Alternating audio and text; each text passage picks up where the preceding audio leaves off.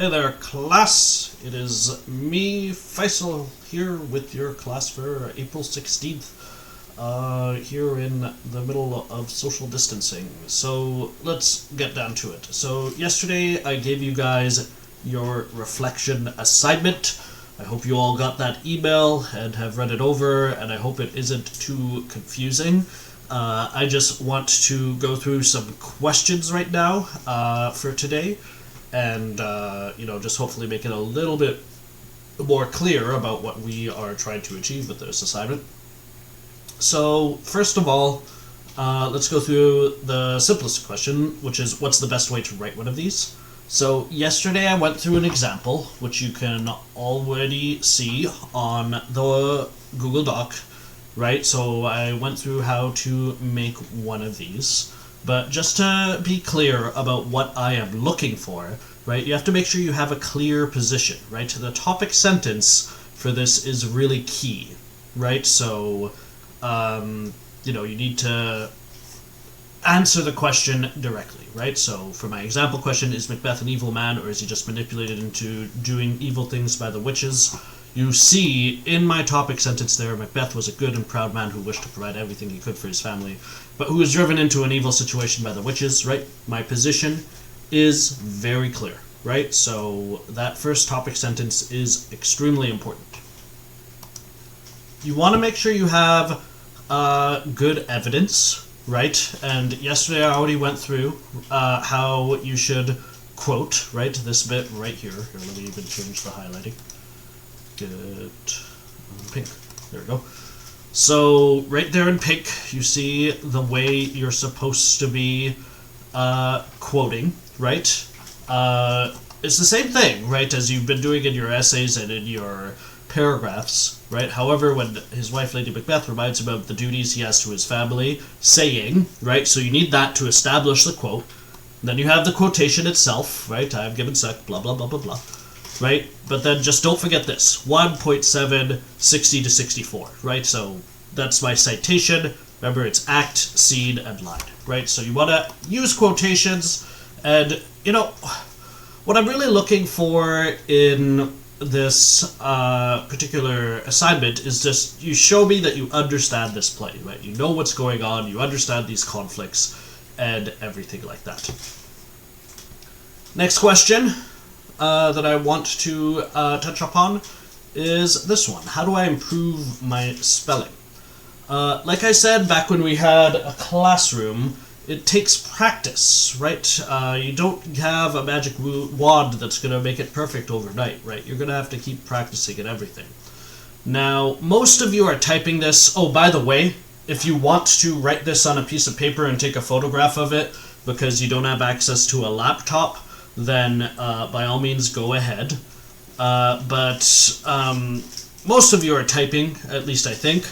But the main thing is don't trust your spell check, right? So I have some example sentences here. Very one knows that Macbeth is an evil man, right? Very one, right? You might think, oh, well, why isn't it saying anything, right? But, of course, the person means to say everyone. But spell check, or at least Google Documents' spell check, can't pick that up, right? So it doesn't pick up that sort of thing, right? Same thing here. Which are evil? You probably mean, witches, right? But spell check won't pick that up. Same thing here. Macbeth is an evil king, right? You think you mean, it's one word, Macbeth, right? Like that. But, spell check won't fix that for you either. So, spell check is great. Use it. I use it, right? I would never tell someone turn off spell check. But you gotta use these things. You gotta use your eyes in order to properly check over your spelling. Alright? So, please, please, please be careful of those kinds of careless errors, right? When it comes to doing this assignment. Next thing, the other thing I would like you to be careful of is articles, right? I'm talking mainly about the word and the, especially the. right? Because when you guys sent in answers, I saw a couple of people, sorry, talking about the Duncan or the Macbeth, right? It's not the Duncan, right? Duncan is his name, just like I'm not the Faisal, and, Mr. Hicks isn't the Hicks, right? It's Duncan and Macbeth. If you are talking about the king, right, we would say the king goes to Macbeth's castle, right? So the goes before a title, right? The king, the queen, the bishop, the, Thane of Cawdor, right? So you put the before a title.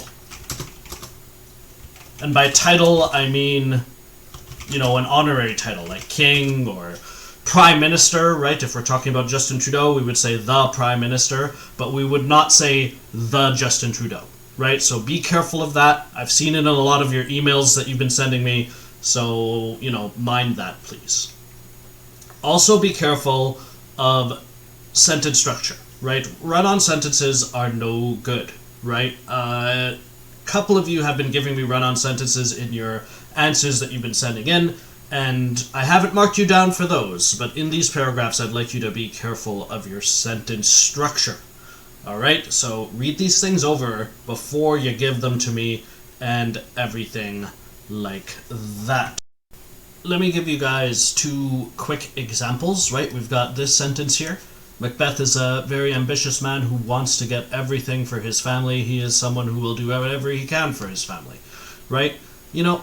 Often what I see in the class, it's just as simple as this, right? Where you are missing a simple period, right? You've got a new article, right, or a new subject right there, right? And this idea has clearly finished, and this idea is clearly starting, and all you need to do is put period and then he, right, with a capital H, right? Same thing here. Lady Macbeth is extremely evil and wicked, period.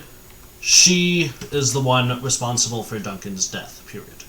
Right? So those kinds of mistakes are easy to make, right? Especially if you're in a rush, but you guys have till Monday, so you don't have to rush, right? So take your time and everything like that. The next question is about Macbeth, the play, right? So one person sent me in a question about that. Does Macbeth believe in predeterminism or free will himself, as in the character himself? So, that's something we can sort of guess at by looking at the text, right? If you look at... Oh, let me get it up here, actually. Why am I doing it on the... if you look at Act 5, Scene 8, line 23, which is on page 247... you'll see Macbeth says, "Accursed be that tongue that tells me so, for it hath cowed my better part of man. And be these juggling fiends no more believed that palter with us in a double sense, that keep the word of promise to our ear, and break it to our hope. I'll not fight with thee." Right? So this is right after he realizes Macduff did not come from a woman, and therefore, is not part of his protection. So, over here, we can see Macbeth seems to think that he's been tricked by the witches, right? And that he, has been deceived and everything like that, right?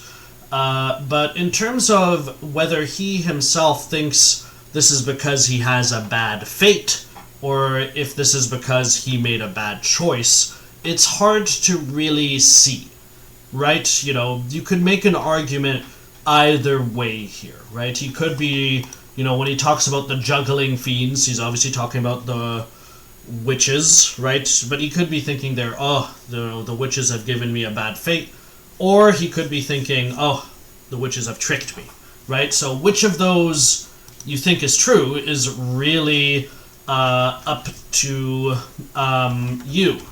Now, he does, at the very least, say at the end, I'm going to fight to the death, lay on Macduff, down be he that says hold enough, right? So he does make the choice to fight Macduff, at the end, but you can ask the question of, you know, was this really him making a decision, or was he just fated to die by Macduff's hands? Right? Remember, one of the first prophecy was beware Macduff. Right? So, you know, whether you think that it's free will or if it's predestination, or predeterminism, I should say, is up to you. Now, these paragraphs are due on Monday, right? Which I hope is enough time.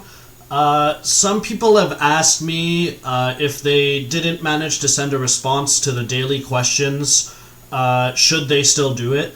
And I would say do these paragraphs first, right? In terms of your time, that should be what you do first.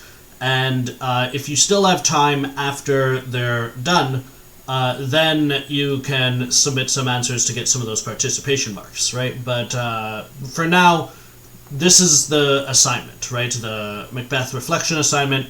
Get it done so that you can... Here, let me pull it up. So that you can, you know, essentially finish what is a replacement for the test, right? So as long as... There it is. You have done this, you will be in good shape for the course. Alright, so again, remember, it's due Monday, April 20th, 2020. If you have any questions about it, please let me know, right, and I will continue to answer.